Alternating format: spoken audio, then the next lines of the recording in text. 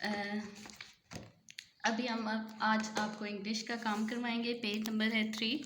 ठीक है, सबसे पहले मैं आपको बताऊंगी कि अल्फ़ाबेट्स कैपिटल लेटर्स आपने लिखने कैसे हैं। ठीक है, पेज नंबर 3 है। अब ए ऑलरेडी लिखा हुआ है, स्किपिंग है। ठीक है, ए के बाद क्या आएगा? बी आएगा। बी हम कैसे राइट करेंगे? सबसे पहले आपने स्ट्रेट लाइन लगानी है, फिर आपने फर्स्ट लाइन से स्टार्ट करना है और यूँ सेकंड पे आपने फिनिश करना है। ठीक है, फिर आपने यहीं से स्टार्ट करना है और यहाँ पे आपने फिनिश करना है। ठीक है, इसके बाद है सी। सी के बाद आपको पता है क्या आता है? यस, डी आता है। इसमें भी आप सबसे पहले स्ट्रेट लाइन लगाओ फर्स्ट 3 लाइन्स पे। ठीक है, फर्स्ट 3 लाइन से ना नीचे जाए ना ऊपर जाए। ठीक है, फिर इसके बाद आपने डी को ऐसे राइट करना है। डी के बाद आपको पता है कि ई आता है। ठीक है, सबसे पहले आपने सीधी लाइन लगानी है, फर्स्ट के ऊपर एग्जैक्ट आए एक लाइन, फिर सेकंड लाइन पे, फिर थर्ड लाइन। ये हो गया हमारा ई। इसके बाद एफ ऑलरेडी लिखा हुआ है, जी ऑलरेडी लिखा हुआ है। जी के बाद क्या आएगा? एच। पहले स्ट्रेट लाइन, फिर दूसरी भी स्ट्रेट लाइन, फिर दरमियान से इनको ज्वाइन कर देना है। यह आपका बन गया एच। फिर आई ऑलरेडी लिखा हुआ है, जे भी फर्स्ट 3 लाइन पे आएगा इस तरह। इसके बाद है के।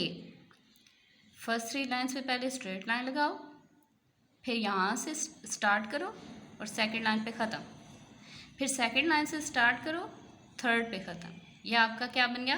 के। इसके बाद एल, एम के बाद क्या आता है? आपको पता है एम के बाद एग्जैक्टली एन आता है।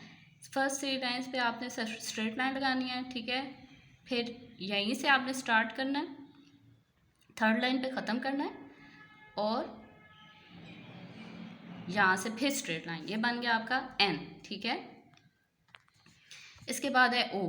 फर्स्ट 3 लाइन्स पे आ जाएगा आपका ओ। सर्कल ड्रॉ करें ऐसे। इसके बाद पी क्यू आर।